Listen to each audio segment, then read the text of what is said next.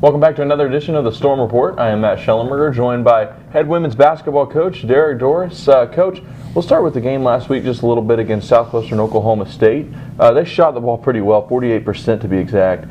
Can you talk a little bit about that game and how you can improve off of it?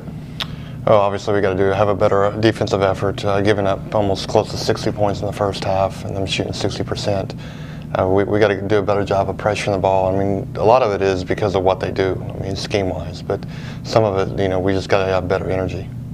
Coach, you got last Saturday off. How beneficial is that to, get a rest day in there and get some extra time off before you head down the latter end of your schedule? I think it's important this time of year, anytime you can, to rest the legs before we make this stretch run. We've got a two tough games this weekend. We've got number 8 ranked Harding, but they recently just got their first loss, and then we got Arkansas Tech on Saturday. So it's an exciting time for us. It's an opportunity. We're embracing it and looking forward to the challenge this weekend. I was going to ask you just a little bit about your road trip at Harding and then at Arkansas Tech this weekend. Those games will be on Thursday and Saturday. Obviously going on the road, it's very challenging, but it can also help build the team chemistry and bonding just a little bit as well. Yeah, there's no question about that. It can. It's an opportunity to get away a little bit and just focus in on our team.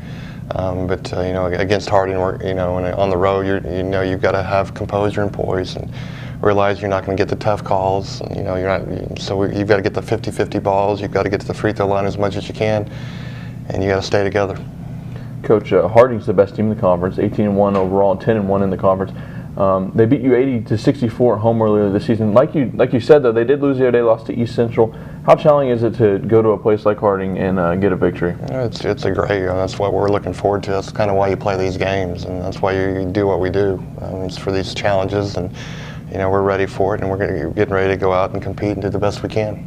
Coach, when you go into a road game with with some younger players, how do you feel like they're going to adjust to that environment?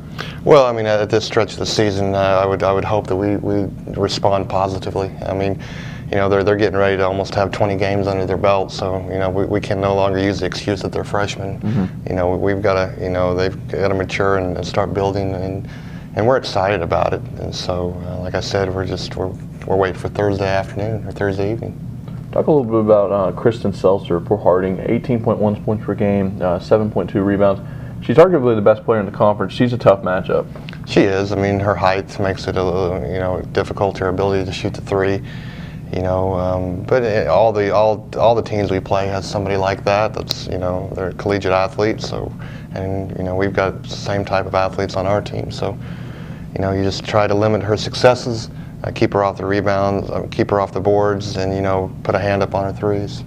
Coach, you also have Arkansas Tech as well this weekend. 8-8 overall, 4-6 in the Great American Conference. They beat you as well, 72-64. What are some of the things you'd like to see differently this time, and possibly some adjustments you could make? They got away from us a little bit in the second half. I believe we had a 4-point lead or 2-point lead at half on that game. Hopefully we've going there that we can sustain and play a full 40 minutes. Like I said, and get we're right now just focusing on the defensive side of the basketball. Hopefully we can get an full 40 minutes effort, and have a collective 5, individuals playing as one, and we'll see what happens. Coach, talk a little bit about Callee Cox and how she's played so far this season. She's really stepped up as that third scorer. She's shooting 90% from the free throw line, though. She's leading the Great American Conference, pretty much automatic. Why is it this year that you think she's stepped up so confidently? Well, she's always done that. It's been no surprise to us. Offensively, she's probably one of the better players in the conference. The ability to get her shot off is, she's got a quick release, and so I think she surprises a lot of people the first time they play her, and so, you see the maturation of her game too.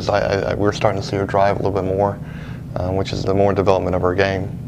Coach, some of the things teams are starting to do a little bit is double team Aminata Fall. What's one of the things you stress to her whenever that double team comes so quickly? Oh, just to try to be patient with it, to try to spin away from the pressure and either attack it or get the ball backside where we've got our shooters at. Coach, I'll leave you with this. What are you going to have to do this weekend to possibly get some victories? Obviously we're going to have to take care of the basketball. I thought last game we took care of it. We just didn't play very good defense. Take care of the basketball, get to the free throw line more, and just be who we are. All All right, Coach, thank you very much for joining us. We'll be right back with Callee Cox. Rowing to victory requires expertise, accountability, and most of all, teamwork. That's why Kate has Tinker Federal Credit Union right there in the boat with her, helping ensure she crosses each financial finish line in first place, so she can focus on what's important. Getting a little more bling. TFCU. We get it. Welcome back to the Storm Report. I am Matt Shellenberger, joined by junior guard Callee Cox. Callee, so far you're having a pretty good year. I mean, you're having the best year of your career at SNU. 15.3 points per game, shooting 34% from the free throw line. What is it that's kind of made you step up this season and has you playing so confidently and so forth? Probably just being given a more upperclassman role and more playing time, but just kind of having a lot more underclassmen looking up to me and needing to fill that role. The Southwestern Oklahoma State game there the other day, you guys never really seemed like you guys got into a rhythm in the game, but you played pretty well. You had 16 points. What was it that they were able to do to kind of get you guys off rhythm and kind of make you uncomfortable in the early going? I think defensively we were struggling, and so having that happen, it was hard for us to get into an offensive flow when we were having so much trouble stopping them. You're leading the conference in free throw shooting right now at 90%. Coach Dorris, he's probably trying to get you to go to the line as often as possible. Is that something that he stresses to have you attack the basket? We have in multiple games been focusing on driving and getting to the free throw line. A lot of games the opposing team has been shooting more free throws than we have, but we've been forcing that as a priority. Yeah, you guys, when you get to the line, especially as high as you guys are shooting as a team, it's pretty phenomenal. You guys have done some good things as a team so far this year. You've been improving week to week, it seems like. What's something that you would like to see your team improve even more on and keep building?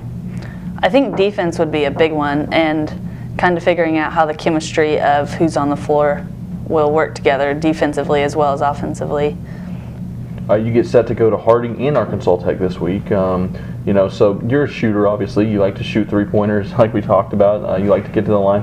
As a shooter, how difficult can it be to play in opposing gyms? When you're at home, you're comfortable, same goals, same spots you can hit. But when you go to opposing gyms, I know you've played in both those gyms before, but they can just be different, can't it? It can be different, and I try to get a lot of three-point shots up in our warm-ups and shoot around and stuff like that just to get a feel for it. But I mean, in the game, it's not even in my mind. I'm just going to shoot the three for shooting it. Harding is obviously the best team in the conference. They come in at 18-1. They did lose the other day to East Central, and then Arkansas Tech's a difficult matchup as well. Talk a little bit about what Harding's going to bring to the table, and then Arkansas Tech as well. I'm hoping with a loss under their belt now that Harding will be a little more manageable. I know we played with them, at least in the first half, in our first matchup against them. And so, I mean, I know we can hang with them. It's just keeping the both offensive and defensively solid and continuing throughout the whole game, not just one half or the other. And Arkansas Tech, I know we played. I feel like I can't remember all the stats or whatever. I know we lost, but it was another one where we played with them, and it was kind of one of those. We had a stretch where we struggled, which if we can eliminate that, we should be able to handle them as well. What do you think is going to be the biggest key to go to Harding and obviously Arkansas Tech and try and slow them both down and keep the crowd of it? Do you think it's rebounding? Do you think it's getting to the free throw line or shooting the ball well? What do you think is going to be the biggest key? I think it helps when we shoot the ball well, obviously, but I do think we should shoot more free throws and kind of take it at them like teams have been taking it as us, I think, at us. And I think that would be a big help to winning. Absolutely. Callee, thank you very much for joining us on the Storm Report. We'll be right back with Headsman basketball coach Adam Bohac. Being a frontwoman takes confidence, dedication, and more than a pinch of swagger. Lucky for Kim, she has Tinker Federal Credit Union on rhythm guitar. And with our mobile app helping keep her checking account in tune, she can focus on what's important. nailing that next solo. TFCU. We get it. Welcome back to the Storm Report. I am Matt Shellenberger, joined by men's head basketball coach Adam Bohac. Coach, you had a game last week against Southwestern Oklahoma State. They're a very good team right now, leading the conference. You played pretty well early on, especially you led by 13 in the first half. But obviously, like good teams do, they were able to battle back, and they won that game 83-77. Can you take us through the progressions of that game just a little bit? Sure, Matt. Good ball game. I thought both teams played hard. We did some things the first half, jumped up and made some shots, maybe more so than anything. And sometimes when you do that early, you get kind of a false sense of security or just a feeling that isn't maybe the reality of how the game is. We call it fool's gold, where maybe I didn't have a great possession, but somebody just jumped up and made a shot. And I felt like that was a little bit of it the first half. We were really ready to play, but some of those things that transpired the first half were a little bit of fool's gold, and we never did guard them. And so we played really well offensively the first half, really shot it in, and you look up and you're up 9, I think, or 8 at the half, something like that, and really felt like we let some opportunities to stretch that game in the first half go. And then coming out of the gate the second half, they were much better than us for the final 20 minutes of that game. They were the aggressor. We were on our heels defensively. They're driving it down our throat, and we were fouling entirely too much. And then when we did get them to miss, they did a great job of going to the offensive glass. And so we could never really get the game under control that second half. And encouraged by a lot of things we did, Matt, we stayed the course and battled and had it 70-70. Got them to miss. They got an offensive rebound. We turn it over. It's 72-70. Get them to miss. They get an offensive rebound, hit a 3. And that kind of summed up the second half. They were just a little tougher than us and a little better than us last Thursday. Coach, you're about to go on the road, a little 2-game road trip at Harding and at Arkansas Tech. So we'll start with Harding. You're half game ahead of Harding in the standings, but you're tied with Arkansas Tech. How big are road games in the second half of the conference season? Yeah, we don't look a whole lot at the standings. The Harding game is huge because it's the next one, and that sounds like coach speak or whatever, but I really think that's the case, and especially down the stretch here, Matt. Every team in America continues to practice, but there's a lot of teams around this time of the year that'll quit getting better. And so we've really been trying to stress that we want to be a team that continues to get better, and we'll have to be better on Thursday to play a tough Harding team at Harding. Speaking about Harding, it's always a tough place to play. When you go in environments like that, how difficult is it to play and play your game? And were there any environments comparable to that in the Sooner Athletic Conference? Yeah, the number one thing that makes Harding a tough place to play is the Harding players and the Harding coaching staff. They have a really good ball club, and Coach Morgan does a great job of coaching his team, and they don't beat themselves, so you have to go in there and you have to beat Harding if you want to win. And so that's number one. The environment's great. They get good support, and voted last year, I think, best road trip destination in all of college basketball, which is a huge feather in the cap for them and also for our league a little bit, I think. And so I think it's a road trip that the guys look forward to and look forward to playing in their building.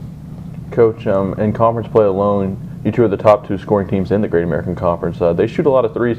Does that make it a tougher matchup because they're similar to you guys? Yeah, we're similar in the fact that I think both teams have multiple guys who can shoot the basketball, and maybe that's their best.